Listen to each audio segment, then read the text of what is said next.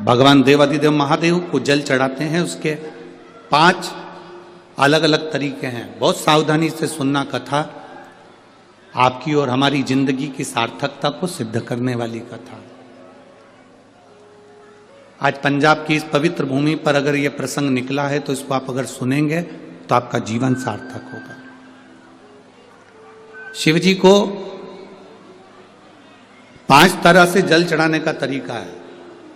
जैसे पंचामृत होता है, दूध, दही, शहद, घी, शक्कर, ये सब पंचामृत के अंतर्गत आते हैं। उसी तरह शंकर जी को 5 तरह से जल चढ़ाने का क्रम वर्णित किया गया। अब उसको समझेंगे, बहुत सावधानी से समझिएगा। पहला, जल लेकर आए, सीधे डायरेक्ट शंकर भगवान के शिवलिंग पर चढ़ा दिया। यह प्रथम जल का चढ़ाने का तरीका। दूसरा,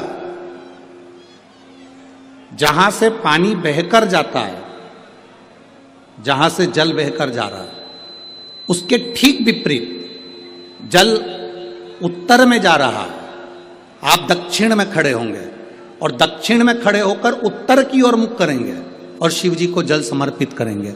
ये रोग मुक्ति करने वाला है और हमारे रोग पर हमें विजय प्रदान करने वाला है। ये जल चढ़ाने का तरीका। एक, सीधे मंदिर में गए, लोटा भरकर जल उठाया, शिव जी को चढ़ा दिया। दूसरा, जल जहां से पानी बहता है, शिव जी का चढ़ा हुआ जल जहां से बहकर जाता है, उसके ठीक विपरीत में शिव जी का जल इधर जा रहा है तो तुम यहां खड़े हो, तुम यहां बैठो, यहां मत बैठना, यहां मत बैठना, इधर बैठो। अगर रोग का निवारण है तो यहां बैठकर। तीसरा, अशोक सुंदरी से जल चढ़ाते चढ़ाते शिवलिंग तक लेकर जाना और शंकर भगवान के शिवलिंग पर पूर्ण जल समर्पित करना। यह तीसरा तरीका। यह कार्य की सिद्धता के लिए। हम जब किसी से आस ना लगाकर परमात्मा से विनती करते हैं तो वो विनती करने का तरीका। तीसरा। चौथा, शिव जी पे चढ़ा हुआ जल 5 जगह पर समर्पित करना। गणेश जी, कार्तिकेय, अशोक सुंदरी, शिवलिंग और जलाधारी। ये चौथा क्रम है। जब जिस नारी का, जैसे एक पत्र है, देखिए,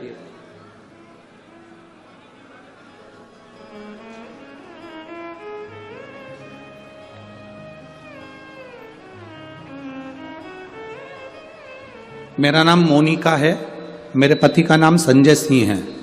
मैं दिल्ली स्वरूप नगर की निवासी हूँ। कहीं बैठी हो तो हाथ हिला सकती हैं। अगर कहीं बैठी हो तो हाथ हिला सकती हैं।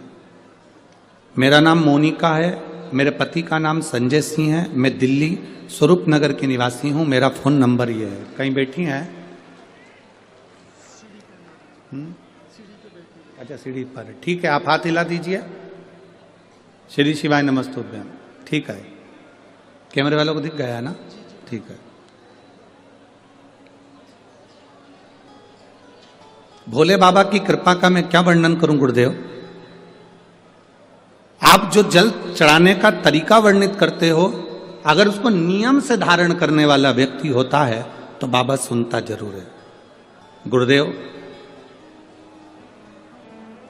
2013 में मेरी शादी हुई, मुझे संतान का सुख नहीं हुआ। 10 साल हो गए, औलाद नहीं हुई। दिल्ली का एक एक हॉस्पिटल जिसको हम दिखा सकते थे, अच्छे से अच्छा डॉक्टर जिससे हम जांच करा सकते थे, उसके अनुसार हमारे को संतान का सुख नहीं था। आयुर्वेदिक डॉक्टर, अंग्रेजी दवाई, होम्योपैथिक सब कराई, IVF भी कराया तो भी संतान का सुख नहीं आया। आखिरी में डॉक्टर ने कह दिया, इधर उधर मत भटको, तुम्हें संतान नहीं होगी। जिसने जहां कहा हम वहां पर भी गए, गोदी भरवाई, झोली भरवाई, पर संतान नहीं आई। गुरुदेव, मेरे बाबा की कृपा किसको कहते हैं? आपने बेलपत्री के वृक्ष के नीचे जल चढ़ाना, उसमें से जल बचाकर शिव जी को समर्पित करना, सफेद आंकड़े की जड़ का प्रयोग करना, ये बताया था। और मेरे बाबा की कृपा से मेरा गर्भ ठेरा। मेरे बाबा ने मुझे आज 10 साल के बाद औलाद दी है। मैं उसको यहाँ प्रणाम कराने के लिए लेकर आई हूँ, उसको नमन कराने के लिए लाई। बच्चा लाए हैं क्या साथ में? बाबू को लाए हैं क्या? नहीं लाए? ठीक है, मैं प्रणाम करने के लिए लाई हूँ। गुरुदेव, बाबा बाबा है। बैठिए बहन, शिव तत्व है। एक जल चढ़ाने का तरीका, शिव जी को हम जो जल चढ़ाते हैं उसका एक तरीका भी हमारी जिंदगी में अगर हमने उसको स्मरण में रख लिया तो हमारी कार्य की सिद्धता को सिद्ध कर देता, हमें सफलता की ओर लेकर चले जाता है। सीधे जल चढ़ाना, दक्षिण में बैठकर उत्तर की ओर मुख कर कर जल चढ़ाना, अशोक सुंदरी से लेकर शिवलिंग तक जल चढ़ाना, 5 स्थान पर गणेश, कार्तिकेय, अशोक सुंदरी, जलाधारी, शिवलिंग पर जल चढ़ाना 5 स्थान पर, ये चौथे नंबर का। और 5वां जल समर्पित करना,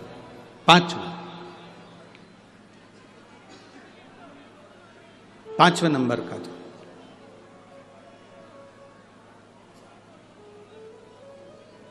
शिव जी को 5म नंबर का जो जल आता है, जो जलाधारी है, ऊपर जिसमें पानी भरा रहता है और नीचे एक एक बूंद टपकता रहता, जलाधारी में जल समर्पित कर कर उसी जल को बचाकर अशोक सुंदरी वाली जगह पर थोड़ा सा चढ़ाकर उसी में से जल शिवलिंग पर जब हम समर्पित करते हैं तो हम जिस कार्य के लिए जा रहे हैं वो कार्य सफल होता है।